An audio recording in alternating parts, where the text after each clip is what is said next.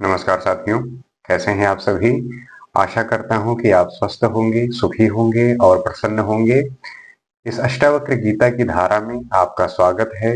यहाँ हम समझते हैं कि किस प्रकार से ज्ञान को, बोध को और मुक्ति को हम प्राप्त कर सकते हैं, उसका रास्ता क्या है और इस सांसारिक जीवन में भटके रहने का, बंधन में बंधे रहने का और हमारे हर एक स्थिति का, हमारे सारे परेशानियों का, दुखों का जो कारण है वो क्या है, उसका उपाय क्या है, हम किस तरीके से इसे मैनेज कर सकते हैं, टैकल कर सकते हैं।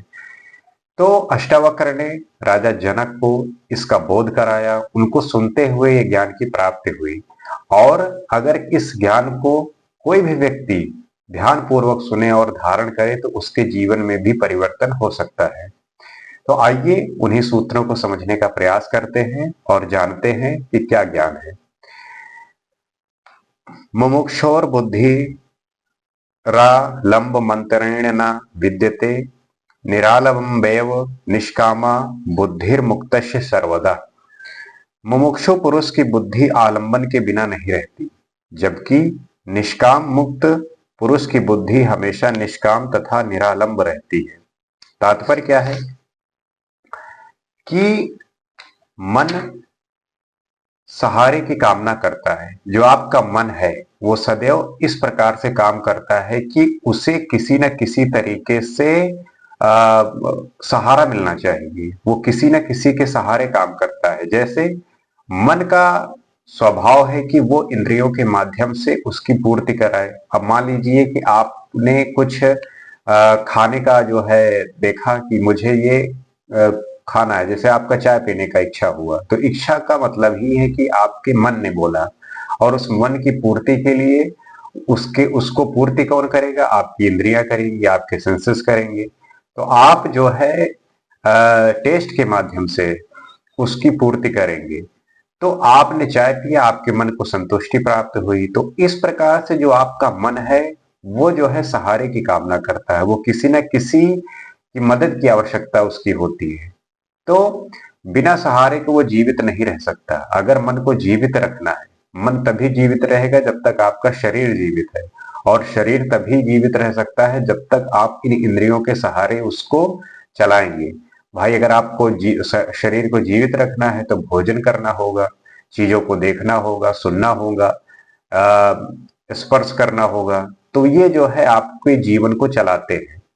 और अगर उसे परमात्मा का सहारा प्राप्त हो जाए तो वो परितृप्त हो जाता है, लेकिन वो ना मिलने के कारण ही तृप्ति हेतु सांसारिक विषयों की ओर प्रवृत्त होता है।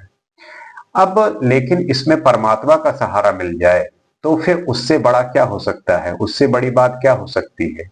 लेकिन आप जो है वो सदैव उस तृप्ति के तलाश में होते हैं, और वो तलाश जो है आप इस मन और इंद्रियों द्वारा पूर्ति करना चाहते हैं, शरीर द्वारा पूर्ति करना चाहते हैं। तो भोग की जो अवस्था है और भोग के माध्यम से अगर आप चाहते हैं कि तृप्ति मिल जाए, शांति मिल जाए, सुकून मिल जाए, तो ये संभव नहीं है। आपको तृप्ति, संतुष्टि ये तभी प्राप्त होगी जब आप परमात्मा से आपका मिलन होगा, जब आप आत्मा को समझेंगे, जब आपका बोध इन मन, इंद्रियों और बुद्धि से परे होगा। तब आपको जो है सुकून मिलेगा, शांति मिलेगी। और बुद्धि भाव आलंबन मतलब जो सहारा है ही चाहती है। और जो बुद्धि भाव है, जो हम बुद्धि की परिभाषा देते हैं, इसको मन से और इंद्रियों से उच्च समझते हैं, तो ये एक सहारे का स्वभाव होता है। तो क्योंकि बिना आलंबन के सोच विचार करना असंभव है, बिना किसी सहारे के ना आपको सोचते हैं, ना ही जो है सोच विचार करते हैं, तो इस प्रकार जो है किसी न किसी सहारे की आवश्यकता पड़ती है। इसलिए मुमुक्षु मनुष्य भी पूजा पाठ, यज्ञ, पंडित, शास्त्र, मंदिर, परमात्मा इत्यादि का आलंबन लेकर चलता है। परंतु अष्टावक्र कहते हैं, इसलिए आप देखेंगे कि इसके लिए व्यक्ति जो है अलग अलग तरीके के जो है सहारे लेता है, मदद लेता है, हेल्प लेता है। और वो समझता है कि इससे जो है उसको वो तृप्ति मिल जाएगी, उसको जो है वो मोक्ष प्राप्त हो जाएगा। जैसे जो मुमुक्षु मनुष्य है वो पूजा पाठ करता है। आप देखिए, आज के समय में बहुत ऐसे लोग मिल जाएंगे जो आपको पूजा और पाठ करते हुए दिखेंगे। अक्सर वो करते रहते हैं। आप सुबह से उठिए, शाम को देखिए, हर वक्त जो है पूजा पाठ में लगे होते हैं और यज्ञ करते हैं, पंडित को बुलाते हैं, शास्त्र पढ़ते हैं, मंदिर परमात्मा को याद करते हैं। तो इस प्रकार का सहारा लेते हैं, आलंबन लेते हैं। परंतु अष्टावक्र कहते हैं कि जब तक कोई सहारा है, फिर चाहे वो सहारा परमात्मा का ही क्यों ना हो, तब तक मोक्ष नहीं मिल सकता। मोक्ष प्राप्त होने की जो स्थिति है, वहां पे सहारे की कोई गुंजाइश है ही नहीं। इवन जो है परमात्मा का भी सहारा वहां पे नहीं होना चाहिए। जब तक आप परमात्मा को सहारे में लेते हैं, जब तक आप किसी न किसी का आलंबन लेते हैं, तब तक वो जो है प्राप्त नहीं हो सकता। लेकिन जो ये संसारी व्यक्ति है, जो संसार में जी रहा है, वो किसी न किसी माध्यम का सहारा लेता है। वो जो है अलग अलग तरीके के प्रयोजन करता है। जैसे मैंने बताया कि पूजा पाठ करता है, यज्ञ करता है, पंडित को बुलाता है, शास्त्र पढ़ता है, मंदिर जाता है, परमात्मा को जो है याद करता है। तो ये तमाम तरीके के वो सहारे लेने का प्रयास करता है, परंतु मोक्ष प्राप्त करने के ये सारे उपाय निरर्थक हैं, बेकार हैं। तो क्योंकि वो सहारा भी बंधन ही होता है, वो सहारा बंधन होता है, इसलिए इस बात का खंडन कर रहे हैं अष्टावक्र। अगर आप किसी चीज का सहारा ले रहे हैं, तो इसका मतलब है कि आप बंधन में पड़ रहे हैं, आप जो है उस बंधन से जुड़े हुए हैं। तो यहाँ पे बंधन का कटना अति आवश्यक है। अगर आप बंधन में बंधे रहे तो आपको मोक्ष कैसे मिलेगी, मुक्ति कैसे मिलेगी? तो उद्देश्य की उपलब्धि के पश्चात सभी सहारे, सभी आलंबन छोड़ देने पड़ते हैं। उद्देश्य की उपलब्धि के पश्चात जो है आपका उद्देश्य है कि मोक्ष प्राप्त करना है, तो उसके लिए जरूरी है कि आप सहारा जो है छोड़ दें, आलंबन छोड़ दें। इसी प्रकार अपने जीवन में भी अगर आप किसी पे निर्भर हैं, अगर आप किसी के कंधे के सहारे उस पे जो है आप सोच रहे हैं कि मेरी मदद कोई और कर देगा, मेरा जीवन इस प्रकार चलेगा, अगर आप किसी पे निर्भर है, तो आपका गला कब काट दिया जाएगा आपको जो है इस बात का एहसास भी नहीं होगा। तो आप जो है स्वयं पे निर्भर होइए, आप जो है स्वयं को उस तरीके से बनाइए ताकि आपको किसी पे जो है निर्भर होना ना पड़े। ये जो है एक ऐसी सीख है कि जीवन में आपको सदैव याद रखने की है और उसे जो है पहचानने की है, ताकि आप अपने जीवन में अपने निर्णय, अपने जो कार्य हैं उसको अपने तरीके से कर सके। क्योंकि जहां पे गुलामी है, जहां पे निर्भरता है, वहां पे आप स्वच्छंद नहीं रह सकते। आपके निर्णय किसी दूसरे के सहारे होने वाले हैं, तो वहां भी आलंबन है, वहां भी सहारा है। तो सभी आलंबन छोड़ देने पड़ते हैं, तभी मनुष्य निष्काम और निरालंब होता है। बुद्धि तथा मन की ऐसी स्थिति ही मुक्ति है। वह हमेशा के लिए एक आत्मा में ही स्थिर हो जाता है। तो आपको अगर मोक्ष प्राप्त करना है, तो मनुष्य को जो है निष्काम हो जाना चाहिए, निरालंब हो जाना चाहिए। और बुद्धि तथा मन की ऐसी स्थिति ही मुक्ति कहलाती है। और हमेशा के लिए जो है आत्मा में ही स्थिर हो जाना चाहिए। यह है परिभाषा एक मुक्त होने की, मुक्ति प्राप्त करने की। अगर इस बात को इस तरीके से आप समझते हैं कि हमें जो ये उपाय कर रहे हैं और ये जो जिस कारण स्वरूप हो रहा है, उसका अगर उद्देश्य समझ में आए, तो आपको चीजें साफ होनी प्रकट हो जाएंगी। विषय द्वैपिनो वीक्ष चाकिता शरणार्थिना वसंती छटती क्रोड क्रोडेनिन रोधय कंगरा सिद्धे। जैसे वन में बाघ को देखकर डरा हुआ कोई मनुष्य गुफा में शरण लेकर अपनी रक्षा हेतु प्रयास करता है, वैसे ही अविवेकी पुरुष विषय रूपी व्याघ्र को देखकर झटपट अपनी चित्त की वृत्तियों का निरोध करने की साधना में प्रवृत्त होता है। ये बात आप समझ गए होंगे, क्योंकि इसी तरीके से हमने पिछले श्लोक में जो है इस बात का जिक्र किया है। तो विषयों से संसारी भयभीत नहीं होता। अब इस बात को हम समझने का प्रयास करेंगे कि जो विषय वस्तु है उससे जो संसारी व्यक्ति है वो भयभीत होता ही नहीं, क्योंकि वो उसी के बीच में रहता है, उन्हीं के साथ में रहता है, उसी प्रकार जो है वो उसका ध्यान करता है। वह तो इनका उपभोग कर ही लेता है, वो तो उसका उपभोग करता है क्योंकि उसके बीच में रह रहा है, उसी के सहारे उसका जीवन चल रहा है, हर एक काम उसी के सहारे हो रहा है। तो वहां पे जो है किसी भी प्रकार का जो है डर नहीं होता।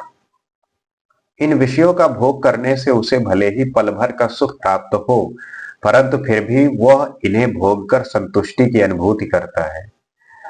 अब इन सब विषय वस्तु ऐसी होती है कि आप इनको कितना भी भोगने का प्रयास करिए, परंतु ये जो है पल भर की सुख है। और पल भर का सुख जो है अभी हुआ, थोड़ी देर बाद फिर उसकी जो है इच्छा हो जाएगी। आपने ये पूर्ति होती नहीं, इससे तृप्ति मिलती ही नहीं, संतुष्टि मिलती ही नहीं। इसलिए आप देखेंगे कि जैसे जिस व्यक्ति के पास पैसे नहीं होते और वो वस्तुओं का उपभोग करना चाहते हैं, भोग करना चाहते हैं, तो वो तो बात समझ में आती है कि उस विषय वस्तु के प्रति उनका जो भोगने का है वो अभी प्राप्त ही नहीं हुआ, तो कैसे संतुष्ट होंगे। लेकिन जिन व्यक्तियों के पास सब कुछ है, वो सब भोग सकते हैं, वो करते भी हैं, भोगते भी हैं, पूरे संसार में जो भी विषय वस्तु है उसको भोगने का प्रयास करते हैं, लेकिन फिर भी उनके जीवन में असंतुष्टि बनी रहती है, उनके जीवन जो है वो काफी परेशान रहते हैं। तो अब इस पल भर के सुख के लिए वो जो है इस प्रकार के विषय वस्तु में लगे रहते हैं, परंतु शाश्वत का उसे कोई बोध नहीं होता कि वह एक ही ऐसा सुख होता है जो चिरकाल तक स्थायी रूप में स्थित है। मैं इसी की बात करता हूं। जब मेरी मुलाकात ऐसे व्यक्तियों के साथ होती है जो इस संसारी जीवन में जी रहे हैं और विषय वस्तुओं से घिरे हुए हैं, तब मैं उन्हें यही बात कहता हूं कि जिस जो चीज आपको सुख प्रदान कर रही है, दरअसल ये तो पल भर के लिए है। मैं बात कर रहा हूं स्थायी रूप से, शाश्वत रूप से, चिरकाल तक चलने वाला। मान लीजिए जो इस संसार में विषय वस्तु आपको कुछ मिनट, कुछ घंटे के लिए सुख दे रही है, अगर वैसा ही सुख आपके अंदर 24 घंटे बना रहे, तब आप कितना मजा आएगा। मान लीजिए कि जैसे व्यक्ति मजे के लिए कहता है कि मैं शराब पीता हूं, अब शराब पिया उसने, कुछ घंटे तक उसको बड़ा आनंद रहा, उसके बाद उसकी मानसिक स्थिति खराब हुई, उसके शरीर का नाश हुआ और उसके प्रति उसकी और आसक्ति बढ़ी। उसके लिए जरूरी है द्रव्य होना चाहिए, पैसे होने चाहिए, उसके इंतजाम के लिए वो अलग अलग तरीके के प्रयोजन करता है और वो बस कुछ ही पल भर के लिए था, उसके बाद फिर उसकी वही स्थिति, वो फिर उसी को प्राप्त करना चाहता है। तो मैं बात करता हूं कि मान लीजिए आप जिस अवस्था में थे नशे में, वैसी स्थिति बिना नशे के आप जो है हो जाए, 24 घंटे उसी प्रकार से महसूस करें। यह है प्रक्रिया ध्यान की, यह है प्रक्रिया साधना की, यह है प्रक्रिया आत्मा में स्थिर होने की। मैं इसकी बात करता हूं। अगर आप इस बात को महसूस कर पाएंगे तो शायद जो है आपके अंदर के जो भी अवगुण हैं, जो भी संसारिक जीवन में व्यस्त होते हुए अपने आप को संभाल नहीं पाते, जान नहीं पाते, इससे मुक्ति मिल जाएगी। लोग कहते हैं कि मुझसे जो है कोई नशा नहीं छूट रहा है। अरे बड़ा नशा करिए। आप बड़ा नशा का मतलब ये है कि आप ये छोटे नशा को जो बहुत पल भर के लिए सुख देता है, अगर आपको आत्मा में स्थिर होना है, अगर आपको शाश्वत आनंद प्राप्त करना है, तो ध्यान करना होगा। उस ध्यान की प्रक्रिया से आपको वो अनुभव होगा। क्योंकि आपने किया नहीं है, आपने महसूस नहीं किया, तो इस वजह से आपको लगता है कि ये सब बातें फालतू की हैं। ये कौन करता है, ध्यान कौन करता है, ये मूर्ख करते हैं। इस प्रकार के संसारी पुरुष जो है बातें करते हैं, तो इसलिए वो क्षण मात्र से संतुष्ट हो जाते हैं। अब जिस व्यक्ति ने ये बात अनुभव किया ही नहीं, तो वो जो है क्षण मात्र का जो सुख है उसी से संतुष्ट होते रहते हैं। सुख दुख हर्ष विषाद इत्यादि को भाग्य का कारण मानकर भोग लेता है, किंतु उसमें आत्मज्ञान की इच्छा बढ़ जाती है, वो इन विषयों से डरता है। अब वो जो सुख दुख भोग रहा है, हर्ष विषाद है, ये सब जो होते हैं वो भाग्य का विषय समझकर उसे भोगता रहता है। और अगर उसका आत्मज्ञान बढ़ जाए, अगर उसको आत्मज्ञान हो जाए, तब जो है वो इस बात को करने से डरने लगता है। उसे पता है कि ये विषय वस्तु जो है बहुत क्षणिक है, बहुत पल भर के लिए है, मैं तो शाश्वत आनंद की बात कर रहा हूं। तो इन विषयों को बाघ के सवाल समझकर इनसे अपनी रक्षा हेतु तो एकांत या जंगल आदि में गुफा को बनाकर उसमें निवास करने लगता है। तो अब इस बात को उसी प्रकार से है कि अगर आप डर गए हैं इन बातों से, तो आप जो है उस किसी जंगल में गुफा की तरह जो है छिपे रहेंगे। और जो है उससे बचने का प्रयास करेंगे। ऐसा ज्ञानी ये समझता है कि संसार से भाग जाने पर और एकांत वाले स्थान में रहने से चित्त की वृत्तियों का निरोध हो जाएगा, उसको एकाग्रता की सिद्धि प्राप्त हो जाएगी, जिससे उसको आत्मज्ञान की उपलब्धि हो जाएगी। परंतु ये सब मात्र उसका भ्रम है। बहुत ऐसे व्यक्ति होते हैं, उन्हें लगता है कि अगर मैं इस संसार को छोड़ दूं, कहीं पे जंगल में चला जाऊं, पहाड़ में चला जाऊं, गुफा में चला जाऊं, जहां पे किसी से किसी प्रकार की मुलाकात ना हो, किसी भी प्रकार का कम्युनिकेशन ना हो, तो मैं जो है साधना कर पाऊंगा, तपस्या कर पाऊंगा। परंतु आप कहीं भी चले जाइए, अगर आपका मन शांत नहीं है, अगर आपकी इच्छाओं से आप रहित नहीं हुए, तो आप कहीं भी चले जाइए, आपको शांति मिलने वाली नहीं है। आप कहीं भी चले जाइए, कितनी भी एकांत जगह पे चले जाइए, गुफे में चले जाइए, पहाड़ों में चले जाइए, जंगल चले जाइए, क्योंकि अगर आपने इच्छा लेके वहां पे गए हैं तो आपको वही महसूस होगा जो संसारिक जीवन में रह के महसूस हुआ है। तो वहां पे जाकर अगर आप ऐसा करने का सोच रहे हैं तो ये एक भ्रम मात्र है, इससे कुछ प्राप्त होने वाला नहीं है।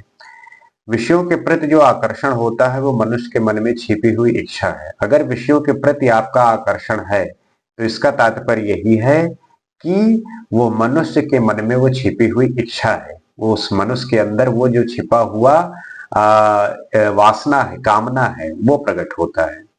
इसका कारण ये संसार नहीं है, इसलिए संसार को त्याग देने से ये वासना भी मिट जाएगी, ये जरूरी नहीं है। अगर आप सोचिए कि मैं संसार को त्याग दूं तो ये वासना मिट जाएगी, तो ये हो ही नहीं सकता। ये आपके चित्त की इच्छाएं हैं, ये आपके मन की इच्छाएं हैं। इस संसार को त्यागने के बाद भी वो इच्छाएं बनी रहेगी, वो वासनाएं बनी रहेंगी। तो संसार को त्यागने की जरूरत नहीं है, बस अपनी इच्छाओं को त्यागने की जरूरत है, अपनी वासनाओं को रहित करना है, कामनाओं को जो है नष्ट करना है। ऐसा ही हो, या नियंत्रण नहीं है। इंद्रियों को भोगने के बजाय रोकना नियंत्रण नहीं कहलाता, क्योंकि जब तक अंदर की वासना शांत नहीं होगी तब तक नियंत्रण नहीं हो सकता। बहुत लोग होते हैं जो नियंत्रण करने का प्रयास करते हैं, रोकने का प्रयास करते हैं। जैसे उनकी इच्छा तो बहुत है कि मैं जो है वस्तुओं को भोगूं, अलग अलग तरीके का जो है वो इच्छाएं बनाए रखते हैं। अब जैसे बहुत लोग हैं जो ब्रह्मचर्य जो है सिखाते हैं कि आप ब्रह्मचारी रहें, स्त्रियों से बात न करें, उनसे मिले नहीं।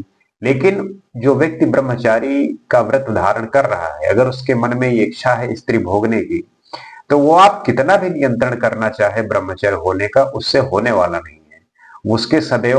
उसके मन में सदैव वो चंचलता, वो चित्त की वृत्ति हमेशा बनी रहेगी और वो अशांत रहेगा।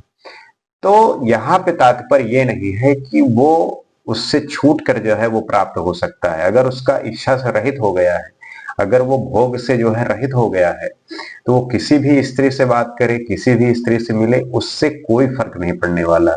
आपकी इच्छाएं जो है डिसाइड करती हैं कि आप जो है किस स्थिति में हैं। कुछ भी संसार को त्याग करने से आपको कुछ मिलने वाला नहीं है।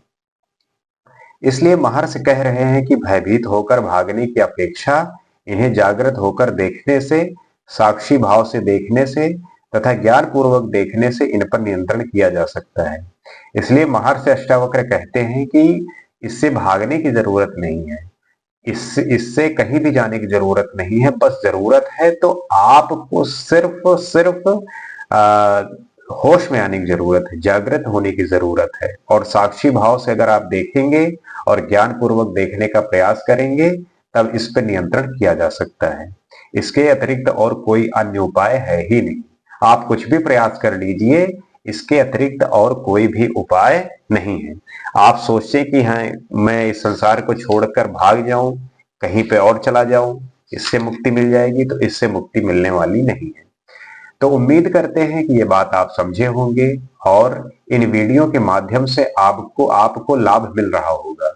इस प्रयास के साथ कि आप इन बातों को समझ रहे होंगे और नित्य जो है इस प्रकार से आप अगर इन बातों को सुनेंगे और जीवन में उतारेंगे, तो आपके जीवन में जो है ये परिवर्तन होना प्रारंभ हो जाएगा।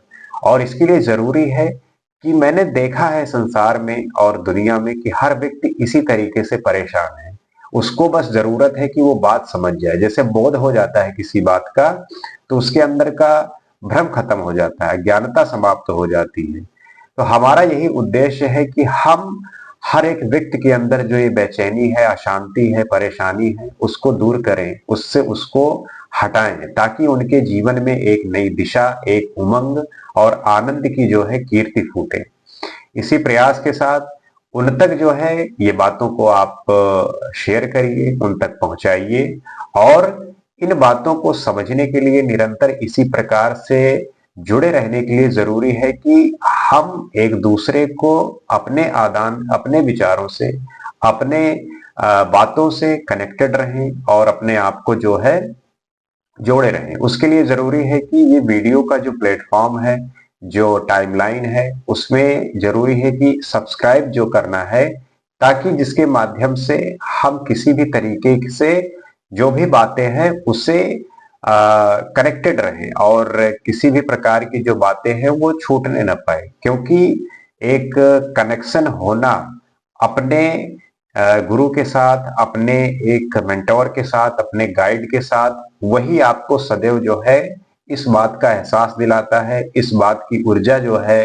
आपके अंदर प्रवाहित करता है, जिससे आप सदैव उस दिशा में, उस मार्ग में चलते रहें, जिससे आपको अपने डेस्टिनेशन का, अपने उद्देश्य का ध्यान रहे। क्योंकि अक्सर होता है कि जैसे आप जब किसी बात को लेके परेशान होते हैं तो आप भगवान को याद करते हैं, और जैसे ही आपने भगवान को याद किया तो उनकी जो ऊर्जा है वो आपके अंदर आने लगती है, आप जो है अच्छा महसूस करने लगते हैं। तो उसी प्रकार जब आप दुविधा में होते हैं, भ्रम में होते हैं, तब आप जब किसी ऐसे व्यक्ति को याद करते हैं जो आपकी मनोभावनाओं को, आपकी मन स्थिति को सही दिशा में ले जाने का प्रयास किया है, तो उससे आप कनेक्ट होते हैं, उससे आप मिलते हैं, और इसी संपर्क और इसी माध्यम को हम कहते हैं कि हमारी जो एक जो संबंध है वो जो है हो गया है अपने होने की, एक होने की, अद्वैत होने की। तो बात समझे होंगे, और अगले एपिसोड में हम इसी तरीके से कुछ और बातें करेंगे, कुछ और सूत्रों को सीखेंगे और जीवन को एक सही दिशा में ले जाने का प्रयास करेंगे। आज के लिए इतना ही। नमस्कार।